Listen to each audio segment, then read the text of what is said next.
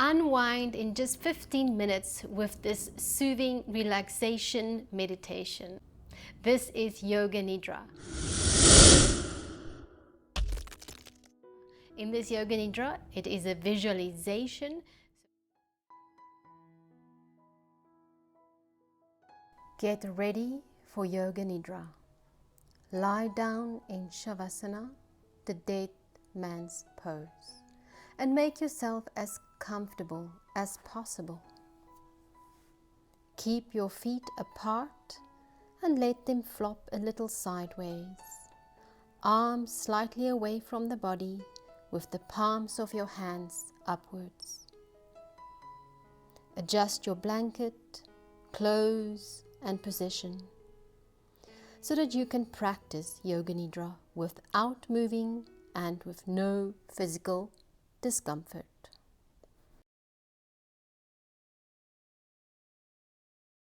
Please close your eyes and keep them closed.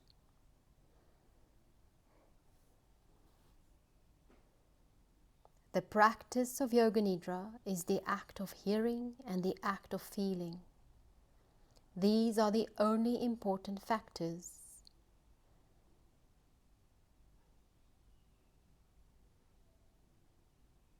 In Yoga Nidra, you function on the level of awareness plus the level of listening.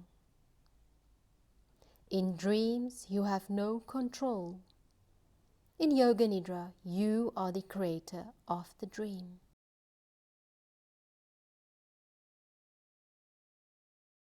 Say to yourself mentally, I will not sleep. I shall only listen to the voice. Repeat to yourself, I will not sleep.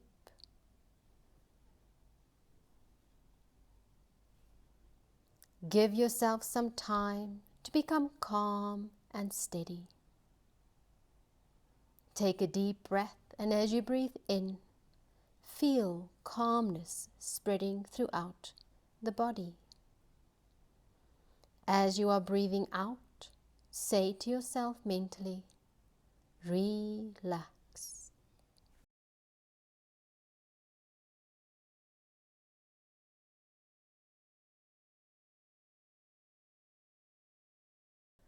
Become aware of sounds in the distance. Become aware of the most distant sounds that you can hear.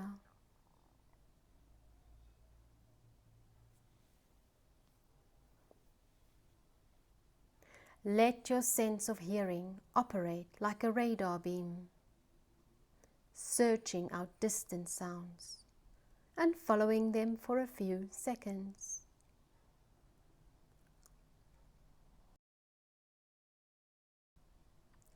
Move your attention from sound to sound without attempting to identify the source.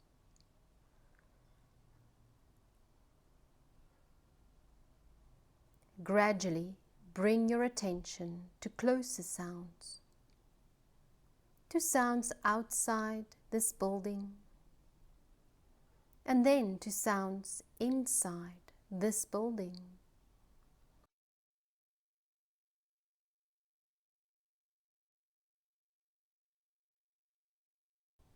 Now develop your awareness of this room.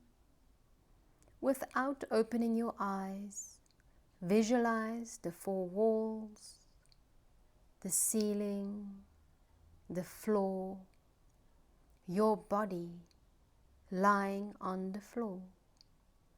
See your body lying on the floor.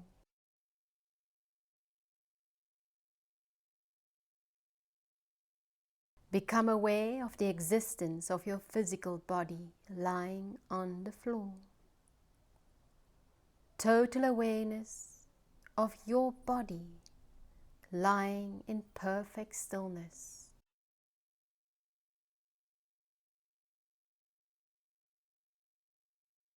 Your body is lying on the floor. Develop your awareness of all the physical meeting points between your body and the floor.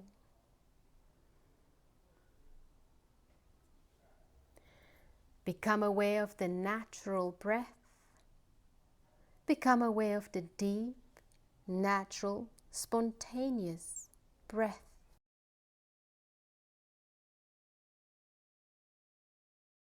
Do not concentrate, for this will interfere with the natural process. Keep on listening and know that you are breathing.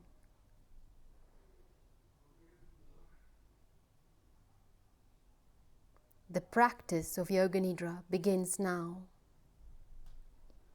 Say mentally to yourself, I am going to practice Yoga Nidra. I will not sleep. I am going to practice Yoga Nidra.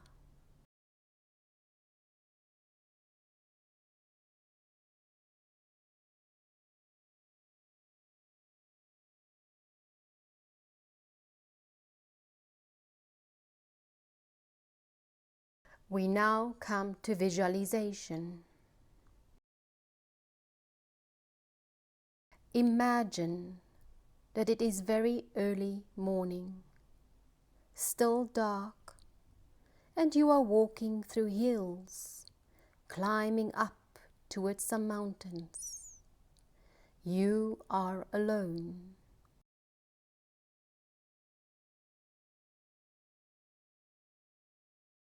You are walking east, and if you look back, you can see a crescent-shaped moon low in the sky. Soon the sun will rise over the mountains ahead of you. Far below, in a valley, the lights of a small town twinkle through an early morning mist. The track twists back and forth on the side of a steep slope.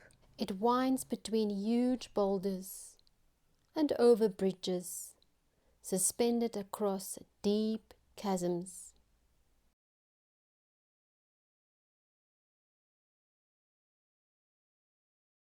A gap between two hills gives a glimpse of a huge snow-covered mountain ahead. The pale sky behind it heralds the dawn. You climb up through snow. It makes a crunching sound as you break the surface and sink in. A glacier lies across your path. There are creaks and groans of moving ice as you quickly move across.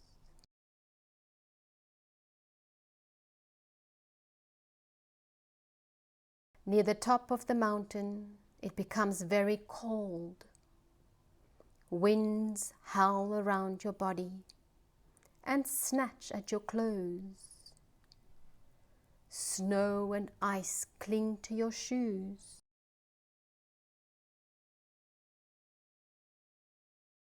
You reach the top, and a magnificent scene reveals itself before your eyes. To the east, a vast range of snow-covered peaks and dark valleys. To the west, hills leading to rolling plains and the sea.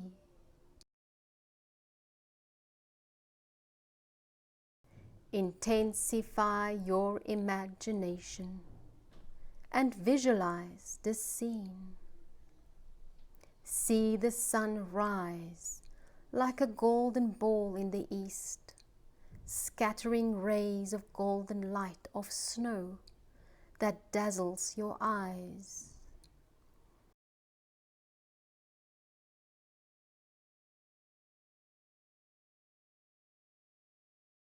Sweep your eyes around the sky. To the west it is still grey, above you blue. In the east a delicate pink as it nears the sun. Watch the sunlight strike the tops of mountains and move down their sides. Deep valleys emerge as the shadows retreat.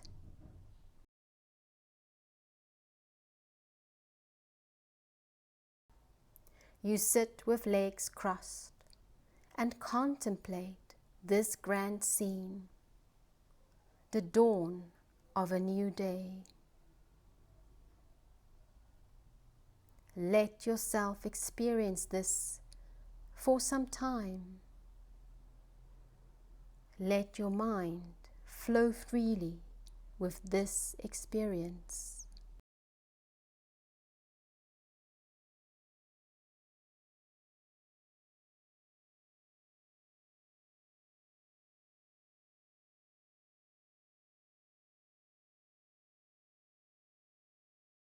Become aware of your breathing. Become aware of your natural breathing. Awareness of breathing and awareness of relaxation. Develop awareness of your physical existence. Become aware of your arms and legs and your body lying stretched out on the floor. Become aware of meeting points between your body and the floor.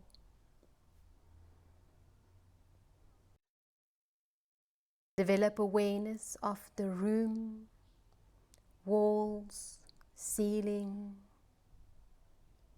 noises in the room and noises outside. Take your mind out. Become completely external.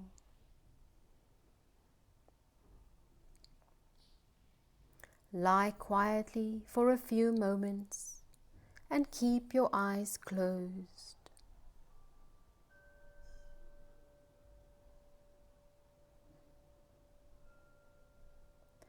And slowly start moving your body and stretching yourself. Please take your time. Do not hurry.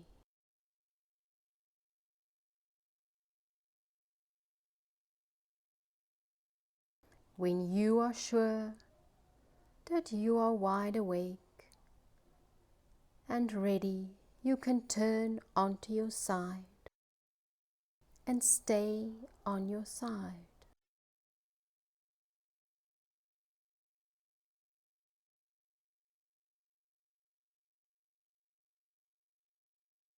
When you feel you are ready, you can use your top hand to push yourself up into sitting.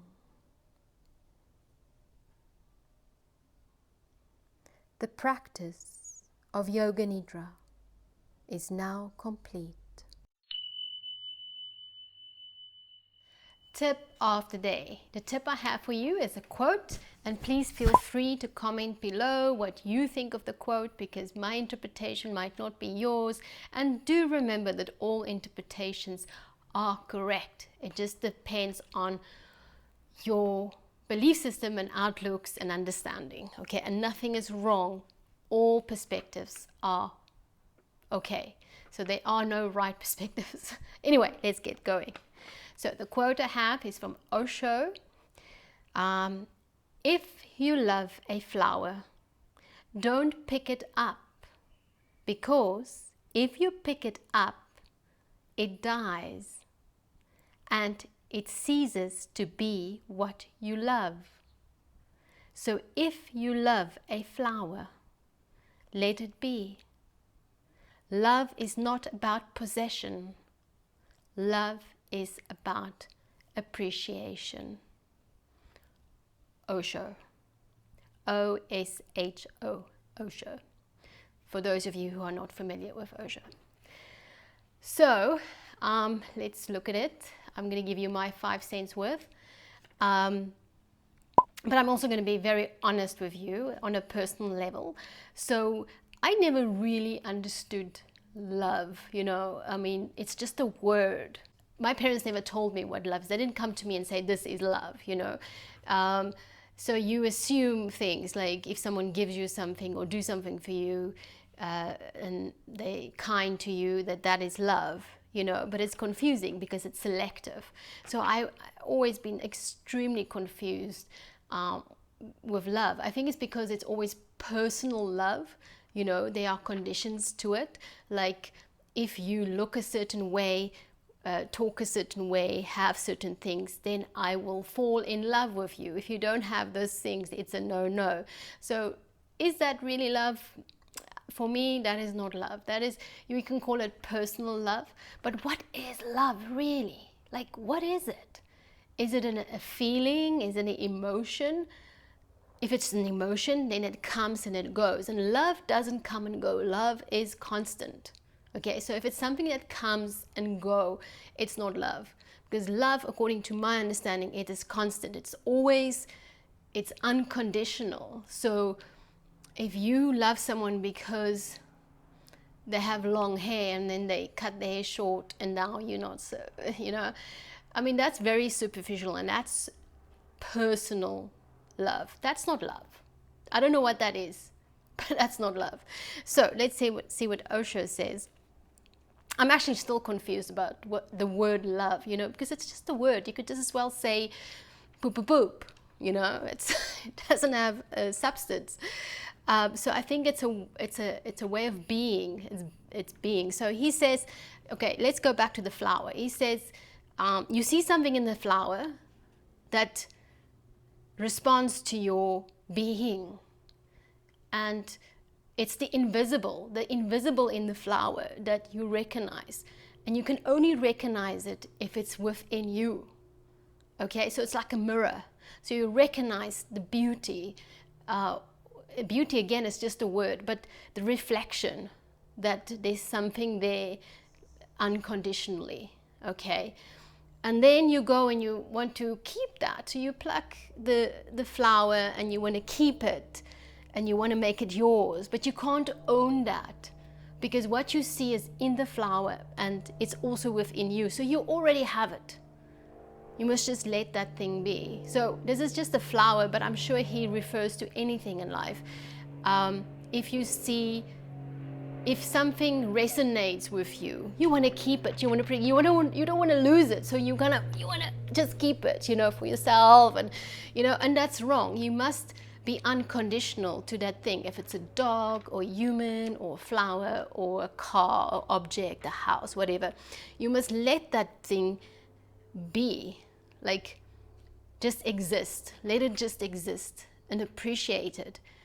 But you can't, how do I explain it? You can't gain it. You cannot gain anything from anyone.